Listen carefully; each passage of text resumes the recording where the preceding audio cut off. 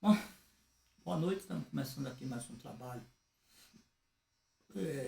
sobre ciência da consciência, nosso grupo de estudos, exatamente, né, procurando delinear o que seja consciência. E hoje a gente vai tratar sobre consciência desperta. Então é um tema que não é muito desconhecido não, já é um tema bastante conhecido de quem faz parte do que a gente chama de laboratório, né? Então, a consciência desperta, vamos dizer assim, que eu tinha dito da outra vez, que a consciência não tinha objeto, nem tinha identificação, não tinha identidade. E eu digo que na consciência desperta, a palavra desperta dá uma certa noção de identidade. Então é uma ponte entre a mente, que é a fazedora de truques, e a consciência pura. Então ela é um intermediário disso. Se a mente trata o mundo terceirizado, isto é, a gente acredita não naquilo que a gente vê, mas a gente acredita naquilo que o outro diz, escreve. A ciência descobriu alguma coisa, então você vai atrás, não de descobrir a coisa, mas atrás do que o cientista disse. As religiões fazem a mesma coisa, né? Delegam um padre, um pastor, um pai de santo, seja lá quem for, para ser a tal da autoridade. Do ponto de vista político e econômico, a mesma coisa. Alguém é autoridade. A gente fica delegando poder ao outro de ser autoridade. Né? Geralmente são os donos do poder, do capital. Tudo isso é chamado de terceirizado. Uma linguagem mais dentro da espiritualidade, isso é chamado de hipnose coletiva ou individual, religiosa, ou política, ou o que você queira chamar. Mas a hipnose porque sua crença se baseia não na sua experimentação, mas no que o outro diz ou o que você leu. Nisso nós estamos super abarrotados de informações. Essas informações não valem coisa nenhuma. Todas elas são falsas. E eu vou chamar aqui de verdadeira, não porque é a verdade universal, mas na medida que você vai percebendo que você está refém de alguma coisa, dessa terceirização, dessa hipnose coletiva, que você não é o outro, você não é as propagandas que os outros fazem, seja elas na mídia, seja na televisão, no cinema, seja na propaganda econômica, seja onde for. Quando você descobre esse engodo, inclusive engodo da beleza também, não é? Ah, o que é belo? Aí o cara dá um padrão assim, empurra numa forma e todo mundo corre atrás. Não é discutido que a beleza é algo que está nos olhos de quem olha e que não é terceirizado por causa dos padrões que são estabelecidos para você. Então a consciência desperta é quando a pessoa começa a se incomodar, começa a sacar, começa a perceber que essa ideia de acreditar no que o outro diz, muitas vezes não serve nem para o outro, porque o outro também já acredita no que se diz a ele. Essa ideia traz sofrimento, essa ideia não, desculpa, essa vivência traz sofrimento? Sim, traz sofrimento, porque você está viciado, é como se você estivesse viciado numa droga, e a droga aqui é acreditar no que os outros dizem, sem se autorreferenciar, sem se autoquestionar.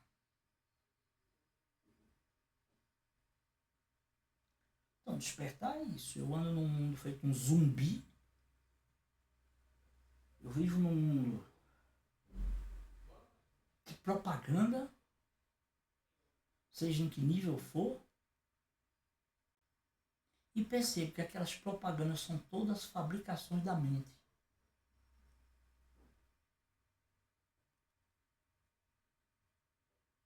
Ela não existe na realidade. Por exemplo, uma coisa bem simples, que parece uma coisa assim bem concreta, bem palpável, né? É o dinheiro, né? O dinheiro é uma invenção. Bolsa de valores de inflação são invenções que o ser humano passa a acreditar porque está lá nesse jogo, nessa roda viva Mas é um jogo claramente pode ser parado, né? O problema é que não se quer ser parado.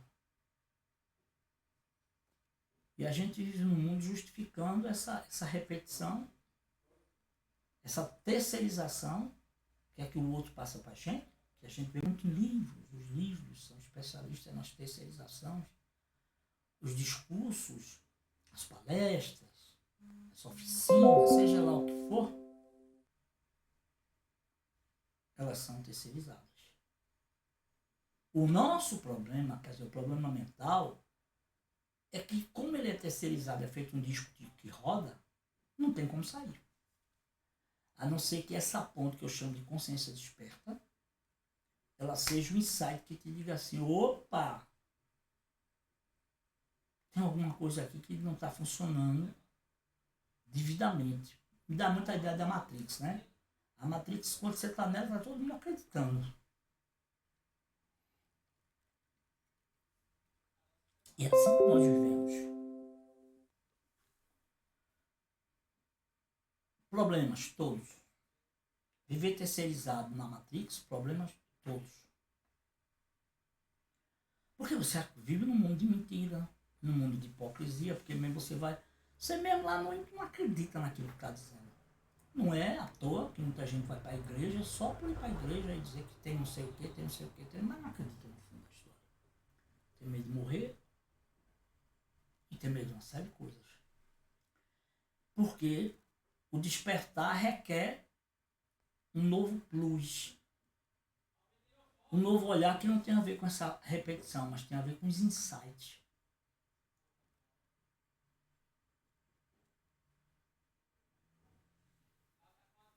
Tudo que nós vivemos dentro da percepção, dentro da existência, é terceirização. Sempre alguém está dizendo como é. Porque o mundo nasceu assim, porque a Terra é plana, não é plana. Isso tudo aí é terceirização.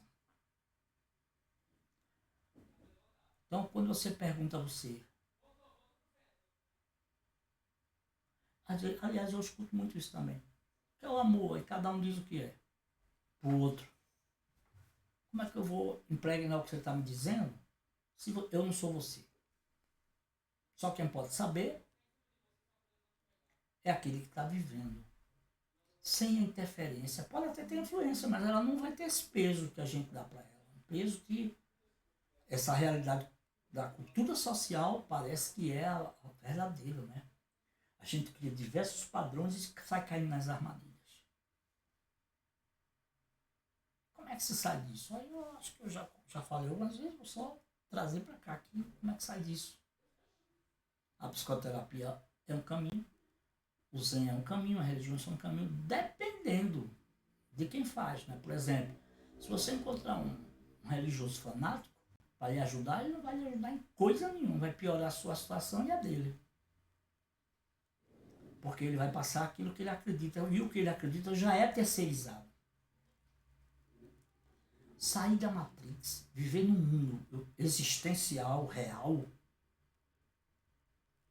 é você perder essas bases de repetição. Que o homem bonito é assim, a mulher bonita é não sei o quê, de que a religião melhor é aquela, de que a ciência, por exemplo, né, a ciência, ela prova a realidade, ela não prova coisa nenhuma, aquilo são hipóteses imaginárias, que evidentemente tem um valor tecnológico.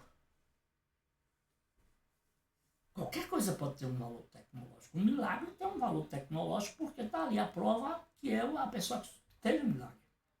Mas nós não estamos falando de verdade única, nem verdade pura. E o que fazer no meio de tudo isso? Esse é que é o dilema. Como dizia lá o Zen Budismo, né? O Zen Budismo não, a Cabala. A maioria da humanidade passa pela vida sem sequer ter entrado nela. Tem que entrar na vida. A gente vive distante da vida, chamando essa distância de vida de vida. Então, não é uma coisa que pode ser direcionada por outra pessoa, induzida por outra pessoa.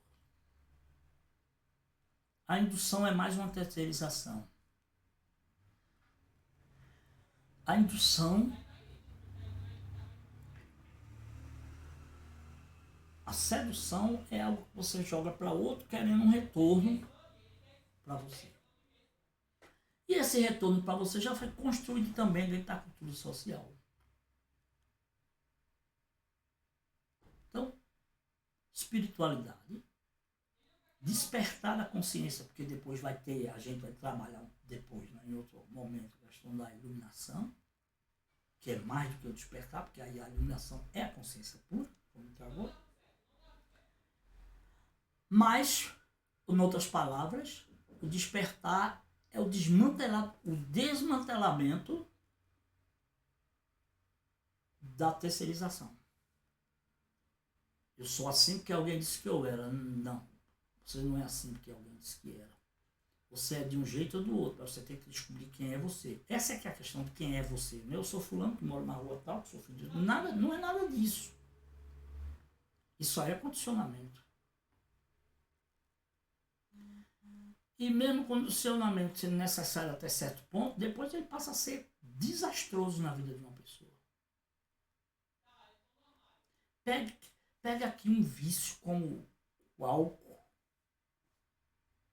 que a pessoa diz que toma para ficar mais calmo, ou mais não sei o que, ou mais sonífero, mais não sei lá o que for, né? Se vicia. Ele vai ter problema depois com isso. O mundo da ilusão é a mesma coisa, a gente se vicia, mas a gente vai ter problema. Quais são os problemas? O sofrimento. A gente vai sentir um vazio danado e não sabe o que é. Então, vamos fazer o que para resolver esse vazio que tem a ver com a terceirização, com a propaganda que a gente atribui como se fosse verdade.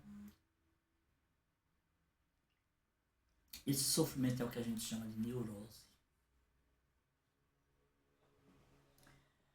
A neurose pode ser uma camisa de força social, psiquiátrica, psicológica,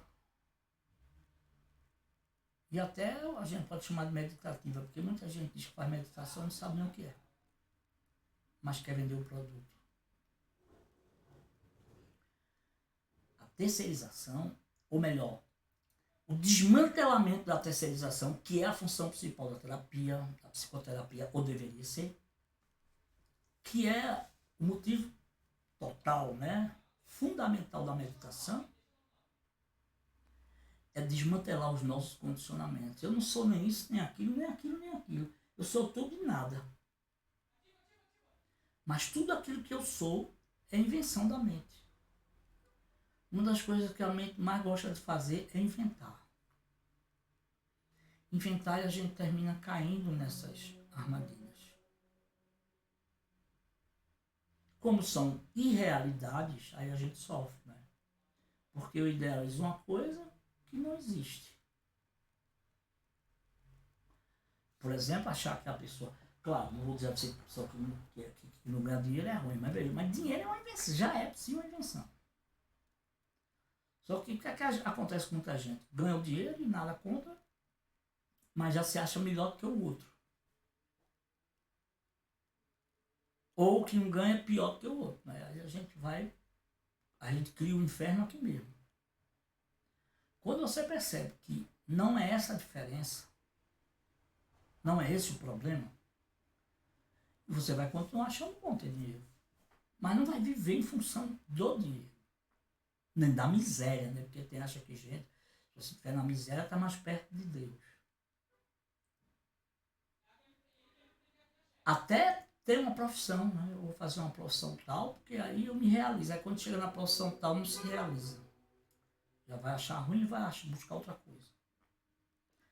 As teorias que a gente vê são invenções organizadas pela ciência. Os artigos, os livros.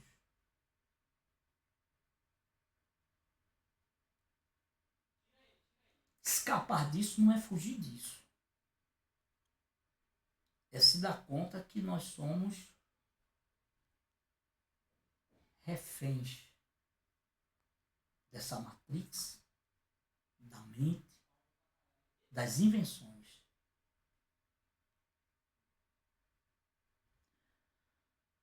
Quando alguém pula de paraquedas, quando alguém está caindo numa ponte na água, quando alguém está lavando um prato,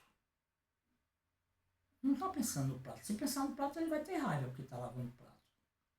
Se alguém tiver em queda-livre e pensar, agora eu estou caindo em queda-livre, como é que vai ser lá embaixo? Ele não dá tempo de fazer isso, porque a vida não é isso. Esses pensamentos são invenções, e tem momentos que você não tem como inventar. Então, a função que a gente tem colocado aqui muito, né, da psicanálise iniciática é desmantelar essas ilusões que a vida é o que a gente pensa que é.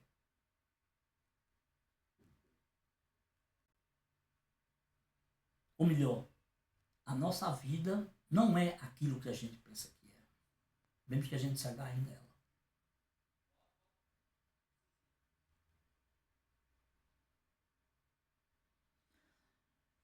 Já disse ontem aqui, né? Acorda em Éfeso. Acorda ou tu que dormes. Quem dorme, nós estamos dormindo. Porque nós estamos acreditando nas coisas que se passam ao nosso redor e a gente crê que aquilo é o concreto, né? Mas não percebe que é um produto da percepção.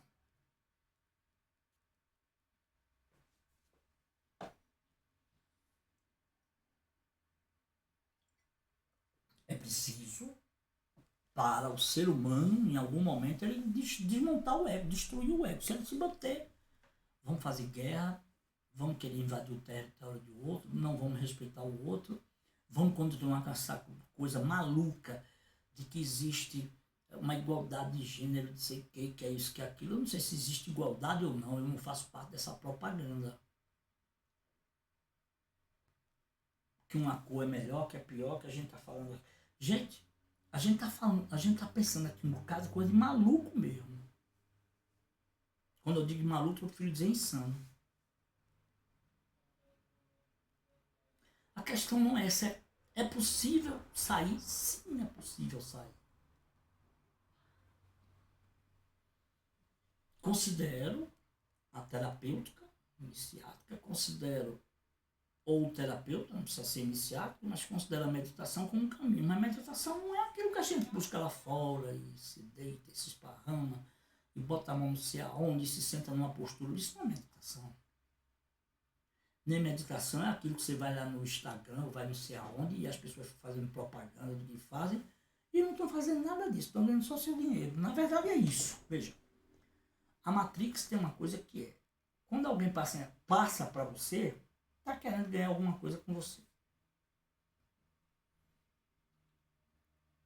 De você. Então,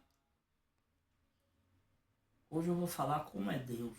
Eu não tenho a menor autoridade, nem conhecimento para falar como é a consciência cósmica. O Satori não tem autoridade. Como é que eu vou falar do negócio que eu não sei? Mas tem uma coisa muito interessante também nessa história do Zen, né? Duas coisas interessantes. Quando perguntou ao monge assim, olha, como é a vida depois da morte? Aí o monge disse, sei não. O senhor não é um monge, ele disse, um monge vivo, não morri ainda não.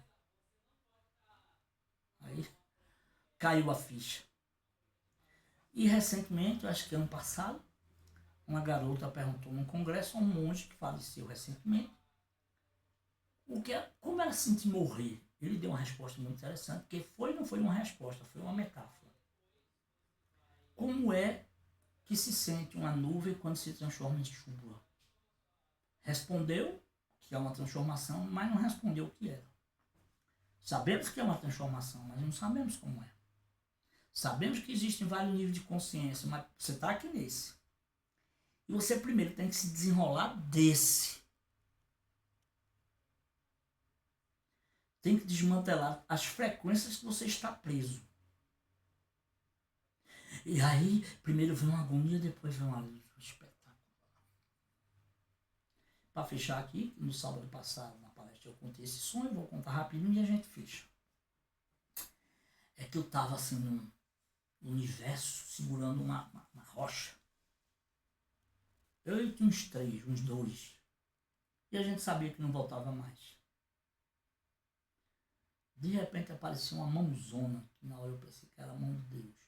Deu uma porrada, porque a gente não tinha como voltar, a gente ia cair ali, naquele abismo infinito. Deu uma porrada na mão da gente. Quando a gente caiu, a gente descobriu que sabia voar.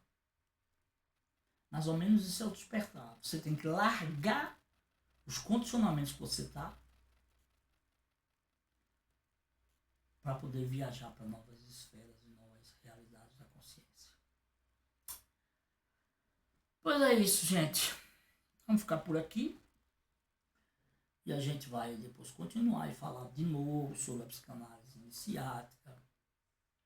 Depois a gente vai falar sobre os níveis, os graus da mente e da consciência, o plano esotérico, o plano astral, o plano mental, o plano causal, o plano físico, que na verdade é tudo uma coisa só, né? O pessoal divide por dividir, mas até essa divisão é uma ilusão. Tá? Então a gente vai devagarinho levantando essa bola para a gente chutar e para a gente refletir, mas mais do que refletir, acordar. Refletir não significa acordar, mas pode vir nos insights.